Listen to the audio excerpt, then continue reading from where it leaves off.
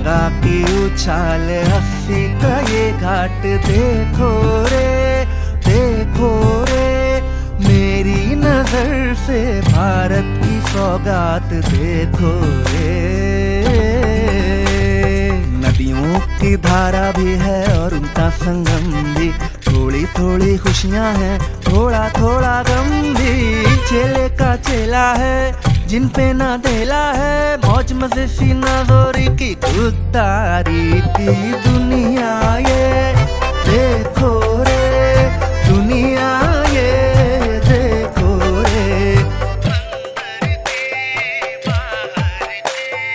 दुनिया ये देखो रे।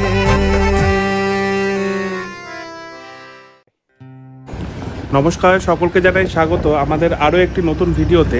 আজ 3 সেপ্টেম্বর আর আমরা বেরিয়ে পড়েছি এখন বাঁকুড়া বিষ্ণুপুরের উদ্দেশ্যে। আর থাম্বনেল দেখেই তোমরা বুঝতে পেরে গিয়েছো যে আজ আমাদের রাইডের স্পেশাল অ্যাট্রাকশন হচ্ছে জয়পুর ফরেস্ট। যতটুকু খোঁজ খবর নিয়েছি আরামবাগের রাস্তাটার অবস্থা কিন্তু সত্যি খুব খারাপ, কিন্তু যেহেতু আমাদের জয়পুর ফরেস্ট দেখার খুব ইচ্ছে তাই আমরা ডিসাইড করেছি যে আমরা আরামবাগ দিয়েই যাব।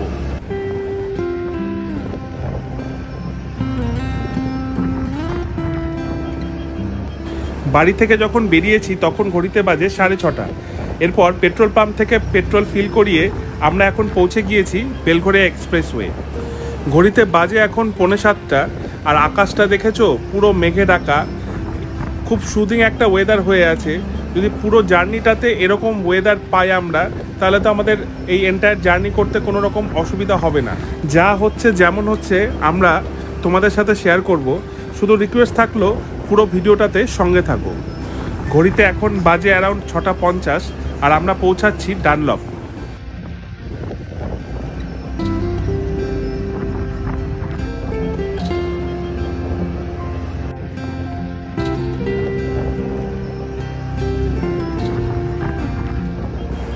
বন্ধুরা দেখতে পাচ্ছ আমরা পৌঁছে গিয়েছি দক্ষিণেশ্বর। রাস্তা কিন্তু মোটামুটি ফাঁকা আছে, কোথাও জ্যামে দাঁড়াতে হয়নি এখনো পর্যন্ত।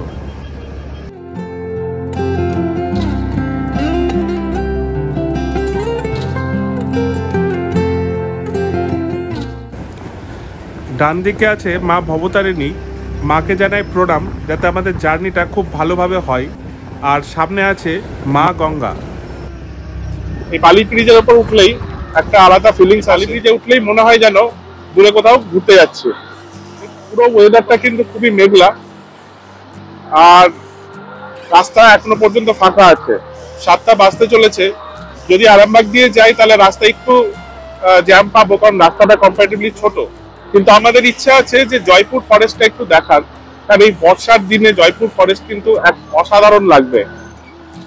বাঁ দিক দিয়ে চলে যাচ্ছে আপনার খড়গপুরের রাস্তা, যেখানে আপনারা কোলাঘাট, দীঘা এগুলো পেয়ে যাবেন। আর ডান দিকে হচ্ছে দিল্লি রোড, ডানকুনি, বর্ধমান এগুলো যাওয়ার রাস্তা। ঘড়িতে বাজে এখন 7:11 আর আমরা পৌঁছে গিয়েছি ডানকুনিতে। এই যে আমাদের এই বাঁ দিকের রাস্তাটা নিতে হবে, চণ্ডীতলার দিকের রাস্তাটা। আমরা ঢুকে পড়েছি ডানকুনির রাস্তাটাতে। রাস্তাটা কিন্তু সিঙ্গেল ওয়ে ম্যাক্সিমাম, একটু দেখে শুনে সাবধানে চালাতে হবে। যে এখন রয়েছি ব্রিজটার ওপর, নিচ দিয়ে গিয়েছে হচ্ছে নিচে আছে ডানকুনি স্টেশন। ঘড়িতে বাজে 7:36। আমরা চণ্ডীতলা পঞ্চায়েত ছেড়ে অনেকটাই এগিয়ে এসেছি। রাস্তা এখনো পর্যন্ত যতটা দেখলাম মোটামুটি 90% কিন্তু ভালোই। এবার হ্যাঁ, বর্ধমান হয়ে গেলে যে আপনারা হাই রোডটা পেতেন, এখানে সিঙ্গেল ওয়ে রাস্তা, একটু স্পিড মেনটেন করতে হচ্ছে 40-50 এরকম। ওই রোড দিয়ে গেলে হয়তো আর একটু আগে আমরা পৌঁছাতে পারতাম। এখানে আমরা ধীরে সুস্থেই যাবো বলেই আমরা এই ভেতরের রাস্তাটা নিয়েছি। এখনো পর্যন্ত তো রাস্তা বেশ ভালোই লাগলো।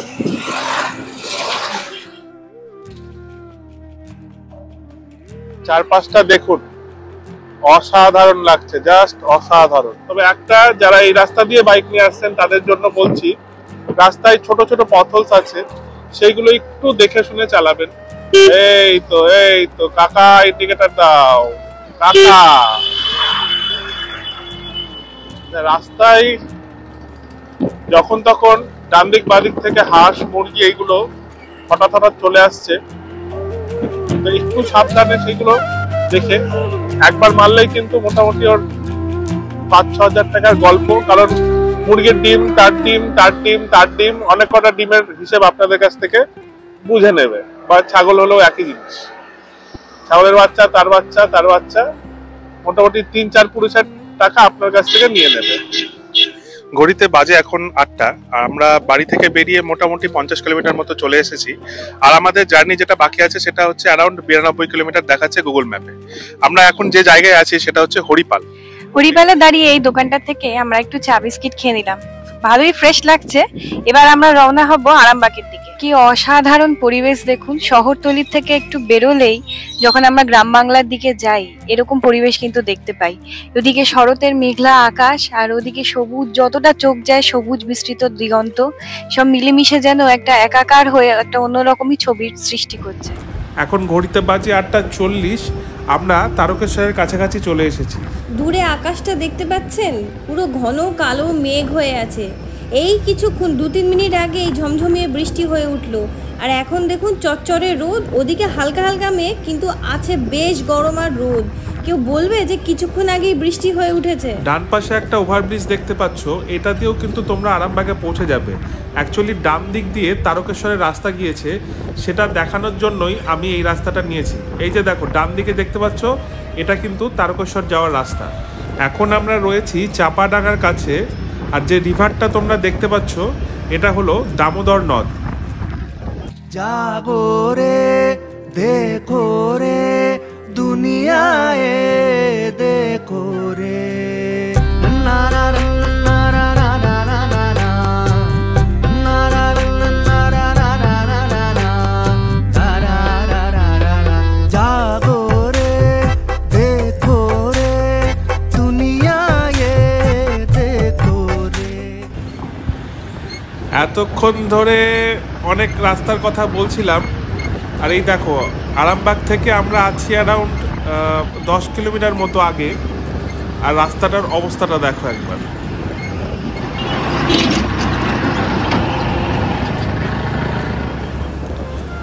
খারাপ রাস্তার প্যাচ পেরিয়ে এখন একটু ভালো রাস্তা পেয়েছি। আরামবাগ থেকে অ্যারাউন্ড 5-6 কিলোমিটার দূরে আছি। রাস্তা এখন মোটামুটি ভালোই আছে। আরামবাগ পর্যন্ত এইটুকু রাস্তা তো যদি ভালো পেয়ে যাই, এখন দেখা যাক যে আরামবাগের পরে আমরা কীরকম রাস্তা পাই।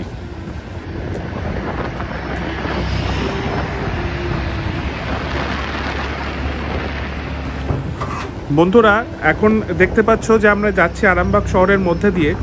তোমরা যারা আরামবাগ থেকে এই ভিডিওটা দেখছো তারা কিন্তু কমেন্টে জানাতে ভুলবে না।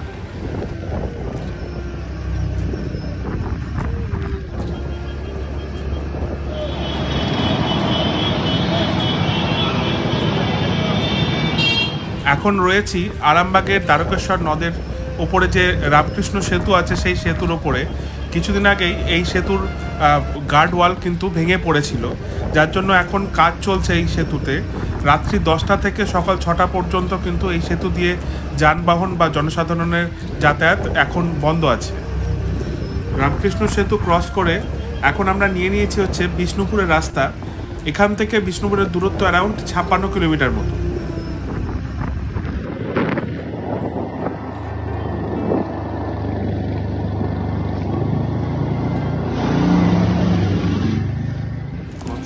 বন্ধুরা ফাইনালি আমরা পৌঁছে গেছি বিষ্ণুপুর ডিভিশনে। কিছুক্ষণ আগে একটা মাইলস্টোনে লক্ষ্য করলাম, ওয়েলকাম টু বিষ্ণুপুর ডিভিশন।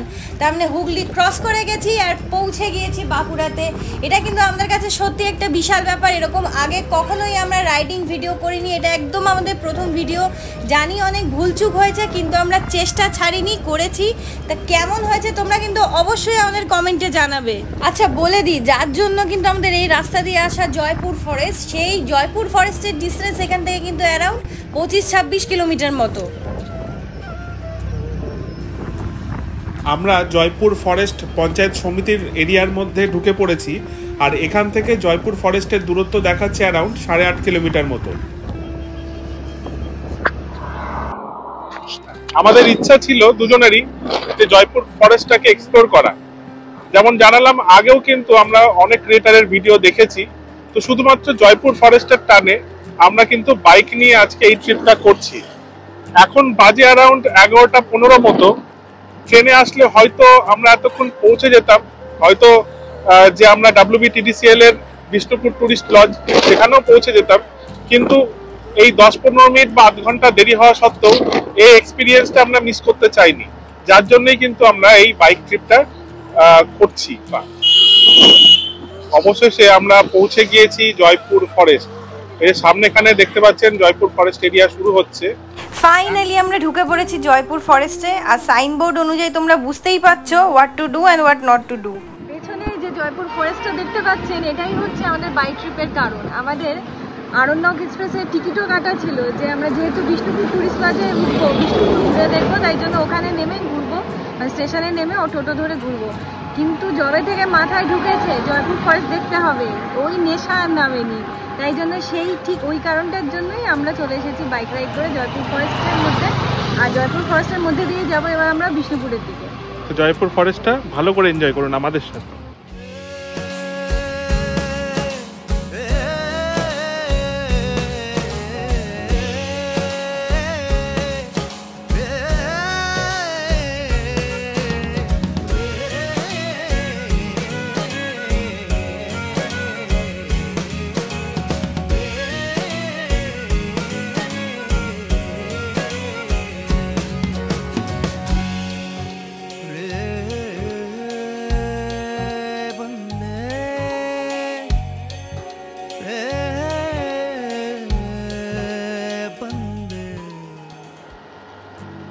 অসাধারণ, এক কথায় অসাধারণ।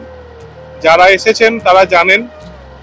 তো সবাইকেই বলবো, কলকাতা থেকে বেশি দূর না, অ্যারাউন্ড 3-4 ঘন্টাতে খুব সহজেই আপনারা কিন্তু এই জায়গায় পৌঁছে যেতে পারেন। বিশেষত বর্ষার দিনে তো অসাধারণ লাগবে।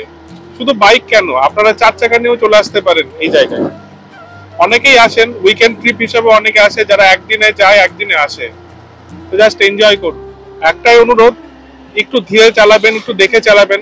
অনেক সময় বন্যপ্রাণী রাস্তা দিয়ে ক্রস করে, তো সেটা একটু দেখে।